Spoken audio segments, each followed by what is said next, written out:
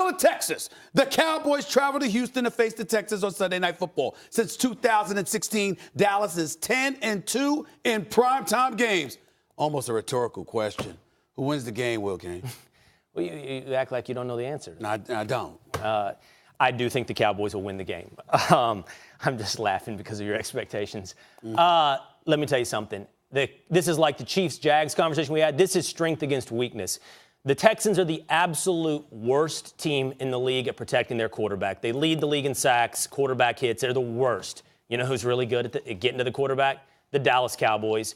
The war daddy you didn't think existed, Max, Tank Lawrence, once again, leads the league in sacks. He's almost unstoppable, 5.5. Agreed. And on the other side, thank you. On the other side, I really think Taco Charlton or Randy Gregory are on the verge of breaking out and showing you how serious they are. And by the way, they also get back, because we're always getting somebody back from suspension, right, Stephen A? They're getting back David Irving. Glad you know. Getting back David Irving, a defensive tackle who can put some pressure on the quarterback as well. Now, if those linebackers, and by the way, rookie Leighton Vander Esch has been really good, if they can contain Deshaun Watson, it's got Cowboys written all over it.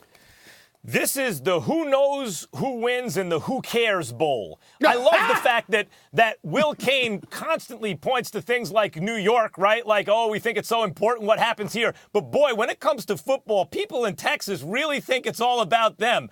And I get it, Friday Night Lights and all that stuff, and has a big influence on the culture, and the Cowboys are very popular. I'm sure they'll do a good rating. But for the rest of football fans, the Cowboys are generic. The Houston Texans are probably worse than that. And by the way, By what metric? Just out of curiosity. I would think besides the Max Kellerman they're Sermon on the middle Mount. of the pack. They're 2-2. That's as generic as it gets. They're likely to be 8-8. That's as generic as it gets. They get a little lucky, 9-7. Unlucky, 7-9.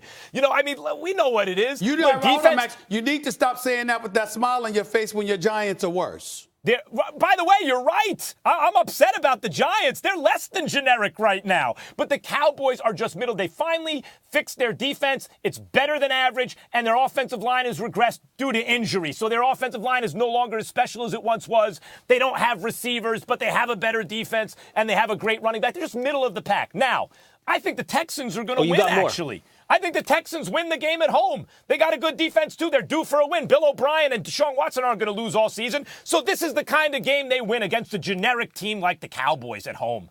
Go ahead, Will.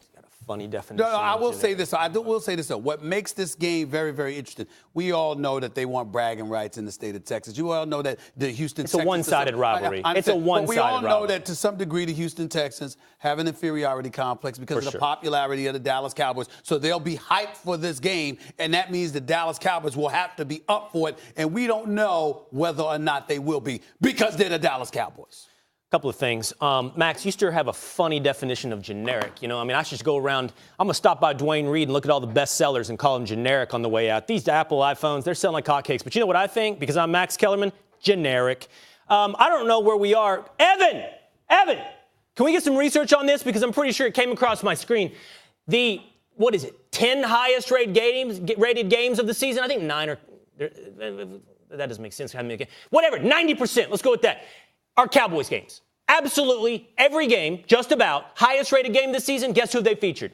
The Dallas Cowboys. Just like every year, just like year in, year out. We're having Evan check that. Get Evan on it. I feel real good about it. Okay. Real good. You feel real good about their popularity without the results? I feel real good about whether people care about them. What was your title for this, Max? The Who Cares Bowl? The who knows who wins game in the Who Cares Bowl. Right. On Sunday night, by the way. Sunday night, featured game, you're right. Highest ratings team in the league. Max Kellerman has climbed to the top of the sermon and proclaimed it generic. Well, people like football, and the Cowboys are a middle-of-the-pack competitive team. And there are things to watch with the Texans. But this is not one of the 3 or 4 best games. And the only reason it is playing in prime time is because the Cowboys have, Stephen A., you can back me up if you feel I'm right here, a delusional fan base. So if you have a delusional fan base for one team that is large but delusional, you get results that the rest of the football world's like, oh, God, who cares? You've gone from calling them generic to indicting their fans. That's fine. Tell me when Evan comes back with that stack. They are generic and don't deserve the fan base. So I don't know why you were yelling for him, but go ahead. Okay. The other thing is this, Stephen A. I truly still believe, despite the popular sentiment and the buy low status of Dak Prescott, that he's going to be all right. And he's going to show up in this game. and that he's going to show himself to be one of the, I don't know, top 15 quarterbacks in this league. Dak Prescott looked good against the Lions. He can find, by the way, he can throw a deep ball. Despite popular sentiment, my goodness, can he pinpoint a deep ball. He just needs to do it a little more. Zeke has shown who he is. I'm telling you something. It's going to be all right. Remember when Dak was in the conversation with Wentz? Hold on, I'm going to be all right. You know what I mean? I got to ask you something. There's somebody. By the way, Please. Where in Texas exactly are you from? Oh, I'm glad you asked. I'm just say, tell the folks on national television because I met Mama Cain. What a lovely, wonderful woman. Hi, Mama Cain. Go ahead, tell where are you from in Texas? I am from the burgeoning metropolis of Sherman, Texas, 1 hour north of Dallas, Texas, population 30,000. Okay. What's up, Bearcats? Okay, so does it ever vex you that you talk so much about its popularity, the popularity of the Dallas Cowboys, but they have been devoid of any kind of legitimate success for nearly a quarter century? Does it bother me? Yes. Yeah, it bothers me. You sure? Of course. Well, why you always got a smile on your face when you're talking about them? Why? Why? What is there to laugh about, Will Cain, when it comes to the Dallas Cowboys from somebody from Sherman, Texas? You. I'm laughing at you. Why? That's the smile on my face. It's about you, not the Cowboys. Do you remember, guys? Do you remember Last when word, Max, go when ahead. Will used to argue Dak Prescott against Carson Wentz? You don't hear those arguments anymore, guys. And then Jared Goff has come up in the world. Now we see Baker Mayfield. We see Patrick Mahomes. I'm actually a Dak Prescott fan. Will, I agree with you. He is a good. I'm fine with him being my franchise quarterback, but it would be at this moment. You'd have to win a bunch of arguments to get him in the top 15, in the top kind of half of the league. I think he's in the middle of the pack, but as of right now, probably low average at best. I'm not saying you couldn't argue that he's higher than that, but you'd have to win a lot of arguments.